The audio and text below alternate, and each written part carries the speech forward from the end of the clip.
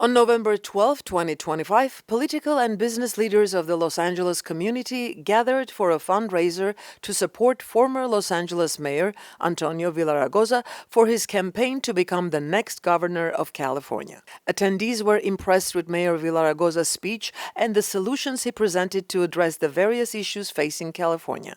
Today is a very special night for our community, for our city, and for our state of California. Tonight we have joining us one of the most incredible mayors of Los Angeles we've had, a leader who's very close to our Armenian community, a leader who appointed several Armenians to general managers for the city of Los Angeles, and a leader who's known our community for decades. Tonight we gather to support the next governor of the state of California, Antonio Villaraigosa.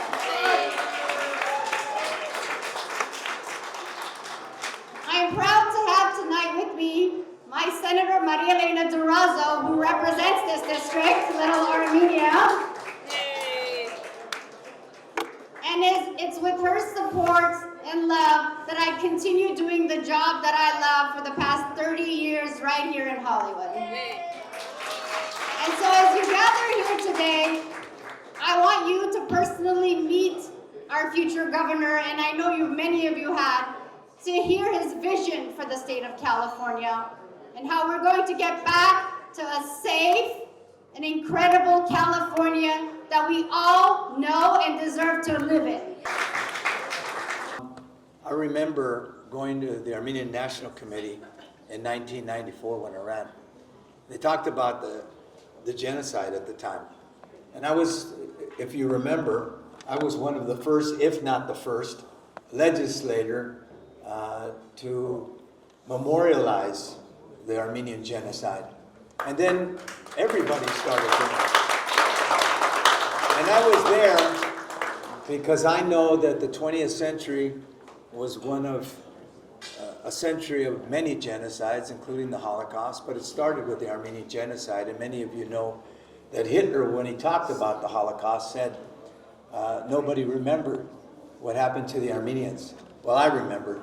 Many of you are not just first generation, second generation, and third generation. Some of you came from Armenia. Your families came from Armenia, right after the genocide. Some of you came from Lebanon. Some of you came from Iran. Some of you came from Russia. Some of you came from Armenia. And as you know, I've met both Catholicos in my home. I've had both Catholicos in my home.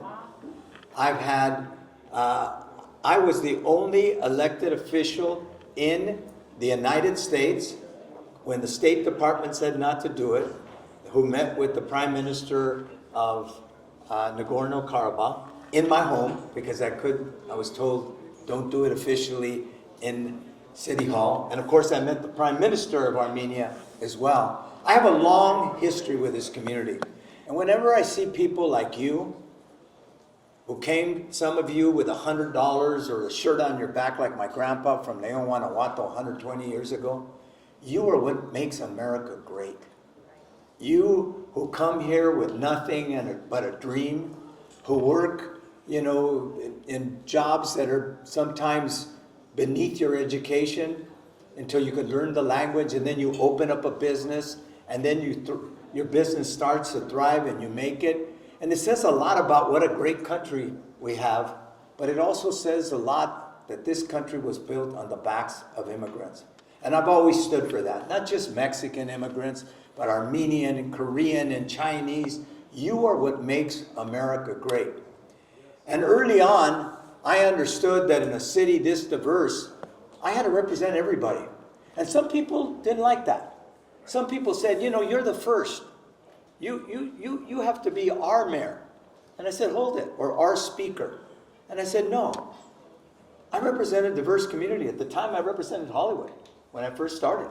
And I said, no, I represent everybody. And right now, more than ever, we need uniters. We need people that want to bring us together. I don't want to scream at the crazy people on one side or the other. I want to work with people. And I know that for many of you, safety is important.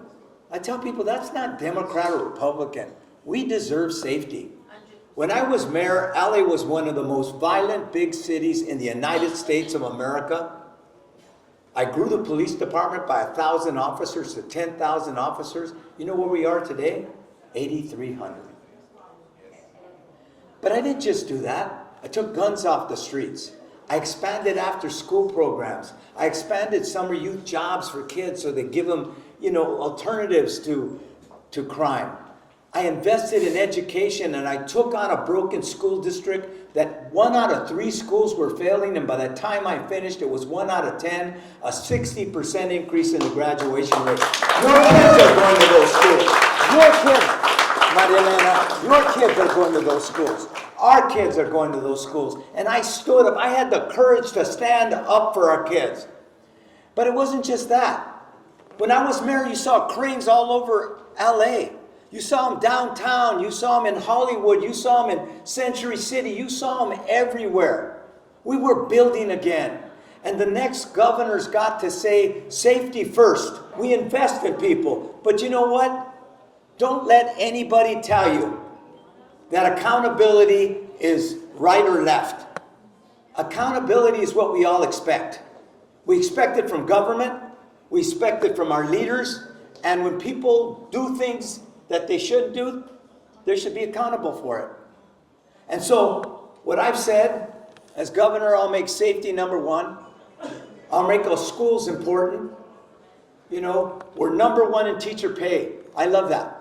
I want to continue that. But we're 21st in per pupil spending. We should do better than that. But we're in the mid-30s in reading and math and dead last in graduations. And I say, no, that is unacceptable. Our kids need to graduate from school. They need to have career technical education. They need to be able to go to college they can afford. We can't afford this state anymore. We have the highest gas prices in the United States of America. Why?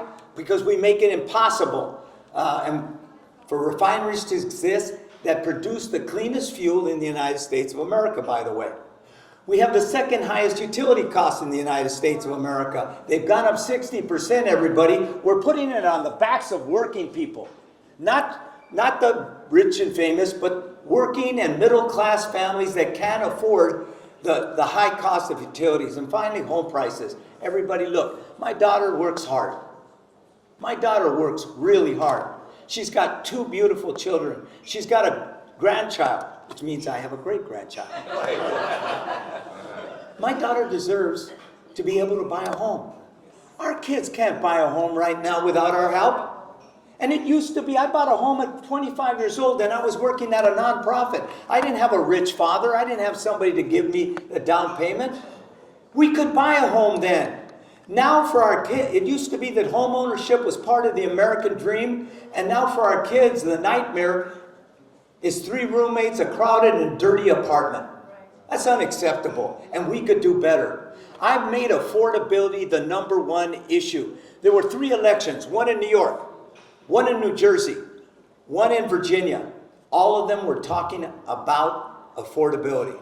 One of them was with solutions that, pie in the sky. But what we all agree on, people can't afford, working people. We have an economy that's not working for enough people. They're struggling. And we need a governor that's going to speak up for them. A governor that's going to fight for them. I tell people, my party, and I'm proud of my party, I'm a Democrat. And you don't have to be a Democrat, by the way, to vote for me. You could be a Democrat or Republican. But when I say this, it used to be that we were the party of working people. That's who we were. Now, I tell people, we've lost a lot of working people. People who take a shower after work. And we've got to stand up for them. And when we tell them the economy's doing great and inflation is down, and they see their utility bills and their gas prices and they can't buy a home, they say, no, I don't buy that. And I tell people, we've got to be listening to those working families, those middle-class families who are struggling. Some people think that we, I was just at a debate. I was just at a debate the other day, and you know what the answer of everybody on that stage was? Let's just raise more taxes. And I said, we have the highest taxes in the country. Look, yes, we might need some more revenue, but Jerry Brown left this state with a $300 million surplus. And now we have a $12 billion deficit, and next year it may be a $20 billion. And I've said, look, it's not just a revenue problem, it's a spending problem. The next governor's got to lead by example.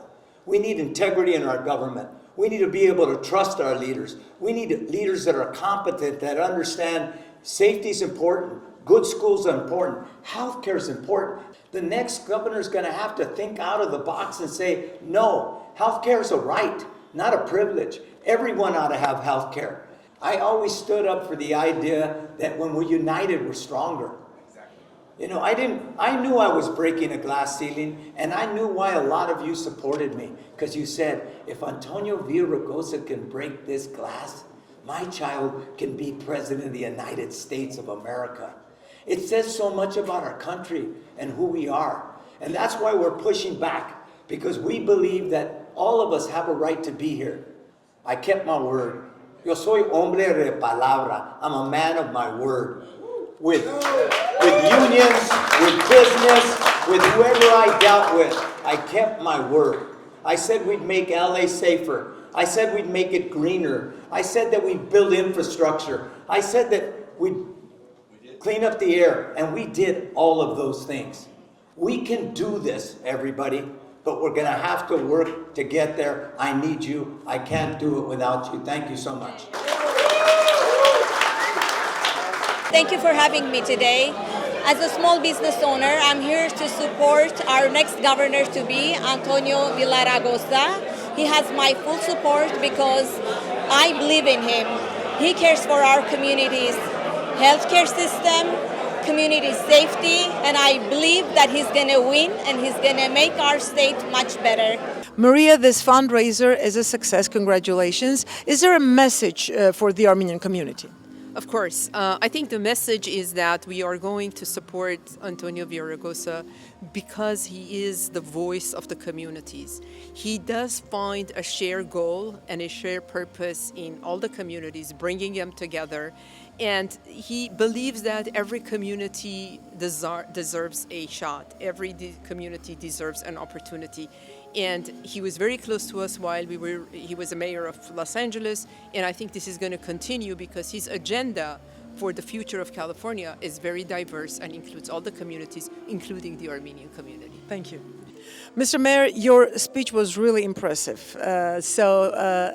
Thank you, and I think this fundraiser is a success.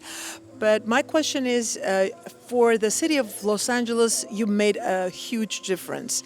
What can we expect for California? I think you could expect more of the same. In fact, the biggest reason why I'm running is because I think a lot of us feel like California's had better days. I want to restore the luster to the California dream, and that means we got to make this state affordable. It's not affordable for most people. Highest gas prices in the country, the second highest utility costs in the country, the second highest home prices in the country. It used to be that home ownership was part of the American dream, and now for our kids, the nightmare is 3 roommates in a crowded, dirty apartment. And I think we could do better. I think we need safe neighborhoods, good schools. We got to take on the housing and homeless crisis, and we need a proven problem solver, someone who's done it before. Thank you for the nice things you said, but when I was mayor, I put everything I had in this job. I worked 18 hours a day because I believed that the people had voted for me to do what I said I was going to do. And that's why I believe that the next governor has got to focus on people again, on their cost of living, on the good schools and safe neighborhoods. Thank you and good luck. Thank you. The governor's race will take place in November 2026, and the former mayor is considered a frontrunner. Arshilus Jarbinian, Artyom Khazanchian, Inside TV, Los Angeles.